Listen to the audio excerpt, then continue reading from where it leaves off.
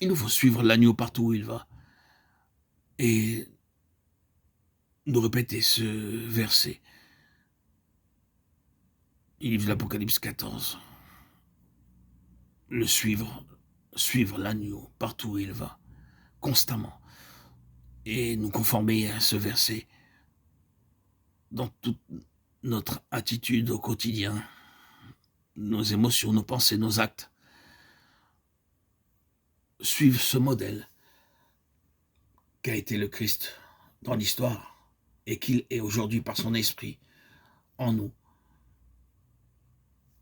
Bien discerner ce qu'ont les attraits de ce monde, les forces démoniaques qui troublent notre esprit et qui nous empêchent de discerner le bien du mal, de discerner ce que le Christ attend de nous, ce que le Christ a fait à tel moment ou dans telle situation.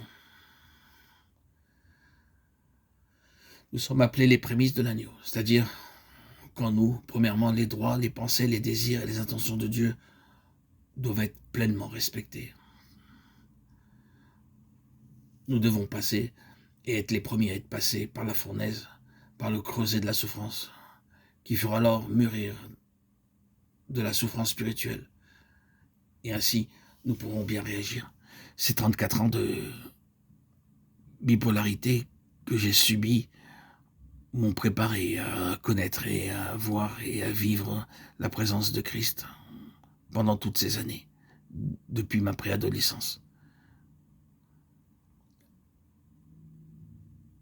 Jusqu'au jour où Dieu s'est manifesté à moi par mon baptême le 26 septembre 2019.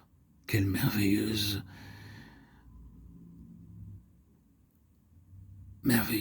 contemplation que ce fut ce jour béni où j'ai eu cette révélation de Christ, de son esprit dans ma vie. J'ai emprunté ce chemin difficile. Peut-être que d'autres personnes se seraient soustraites, mais on ne peut pas se soustraire à une maladie invisible qu'est la bipolarité. On y est enchaîné jusqu'à ce jour béni où Dieu m'a délivré, libéré de tout cela, de tous ces médicaments, de toutes ces épreuves, de toutes ces hospitalisations. Je ne peux pas l'expliquer, je suis incapable de vous dire pourquoi le Seigneur a agi ainsi. Peut-être que le principe de l'élection a semblé jouer quelque chose dans ma vie. J'avais été prédestiné, élu, choisi, comme d'autres le sont, et il m'avait préparé pendant toutes ces années. Ah, que d'années de souffrance et de douleur, de déséquilibre, de désappointement, point de vue professionnel, social, émotionnel, sentimental. De tout cela est sorti la révélation que j'ai eue du Christ et qui a renouvelé et qui renouvelle quotidiennement mon esprit, par son esprit. D'une façon ou d'une autre, Dieu a jeté son dévolu sur moi et il m'a comblé d'une certaine manière. Toutes ces souffrances et ces épreuves ont disparu et sont dissoutes, comme un sucre dans un verre à café ou une glace sous le soleil. Elle a fondu, disparu, plus rien.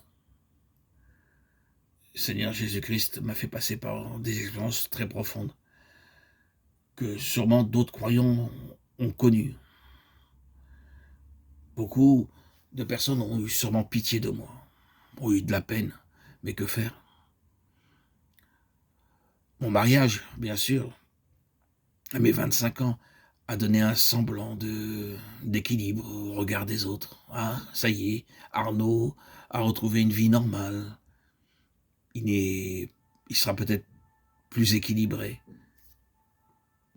Mais rien de tout cela s'est accompli. J'ai fait une vie familiale où, grâce à Dieu, et je remercie le Seigneur, j'ai eu de nombreux enfants, des petits-enfants aujourd'hui à ce jour. Un nouveau petit-enfant du côté de ma fille, en Terre Sainte.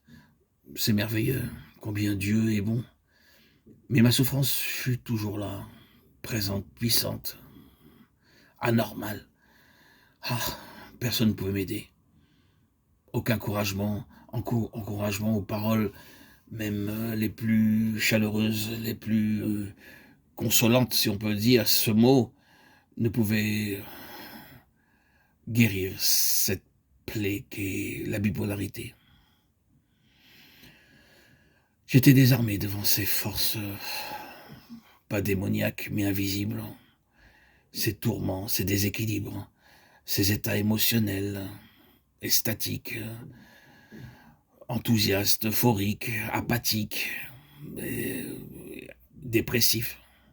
Personne n'était capable de m'aider. Ils étaient tous témoins de mes difficultés. Professionnellement parlant, ce fut un échec. Tout le monde le constatait.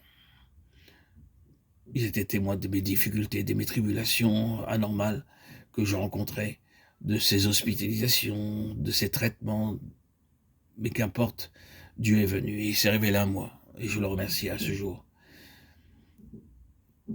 Évidemment, aujourd'hui, je pense que je ne possède pas le monopole de la souffrance. Il y a bien pire que moi. On rencontre aujourd'hui une foule de gens insensés qui ont le chic pour se mettre dans des pétrins innommables et prétendent avoir subi des épreuves lourdes. Je ne conteste pas qu'ils peuvent dire la vérité. C'est pas d'eux que je veux parler. Et on ne peut pas nier le fait qu'il y ait eu sur cette terre des gens qui font des expériences singulières et peu communes sous la main de Dieu et qu'ils ont été façonnés, comme je l'ai été, afin de le connaître lui. J'ai eu cette révélation par son esprit. Je ne l'ai pas vu physiquement, et peut-être que ce n'était pas nécessaire, mais je vis sa présence constamment. Elle est là, bien vivifiante, énergisante, enseignante. Ah, que Dieu soit loué.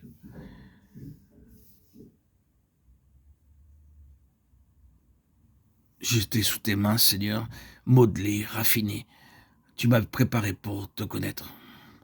Et je ne veux en aucun cas protester, car tu t'es appesanti sur moi pour mieux vivre à l'heure d'aujourd'hui cette révélation qu'est ton esprit. Il a fallu tout ce raffinement. Peut-être étais-je trop orgueilleux, trop imbu de moi-même. Qu'importe. Aujourd'hui, je peux dire comme le psalmiste, ta bonté n'est jamais épuisée. Tu ne m'as pas oublié. Tu as eu compassion pour moi, dans ma détresse. Je pense que la plupart des chrétiens doivent passer par là. C'est le prix à payer, les épreuves. L'élève n'est pas plus grand que son maître. Des multitudes d'enfants de Dieu ont un parcours difficile, mais il en est parmi nous qui souffrent atrocement. Comment expliquer cela? Je pense que nous sommes, la plupart d'entre nous, sélectionnés pour simplement la satisfaction de Dieu. Nous sommes les prémices de l'agneau. Et je ne vois pas d'autre explication. Peut-être que Dieu nous accordera davantage de lumière à ce sujet, mais j'ai vraiment le sentiment que ce point répond à bon nombre de questions et de problèmes que nous rencontrons et toutes les épreuves que nous subissons. En usant de méthodes et de moyens inhabituels, Dieu vise à amener un certain nombre de croyants dans une communion intime avec lui, pour qu'ils le servent et réjouissent son cœur de façon particulière. C'est ce qui m'est arrivé. Et je bénis ce Dieu tout-puissant qui m'a raffiné, modelé, pour m'amener à cette révélation qu'est Christ, son Fils bien-aimé. Je pense que l'existence que j'ai vécue était pour me fournir les bonnes réponses à ces révélations et aux expériences que j'ai traversées. Quoi qu'il en soit, que le Seigneur fasse, frères et sœurs en Christ, bien-aimés, auditeurs, auditrices, de nous des disciples qui suivent l'agneau,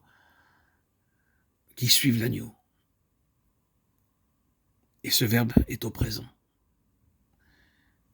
Et que nous puissions continuer de le suivre partout où il va. Amen. Alléluia. Gloire à Dieu au plus haut des cieux. Je te remercie, Seigneur Jésus, de m'avoir et de me permettre aujourd'hui encore de te chanter, de te glorifier, de te louer, avec plus de 100 000 publications sur TikTok, Instagram, Facebook. Merci Seigneur, gloire à ton très saint nom. Je témoigne que tu es vivant dans ma vie et pour les siècles des siècles.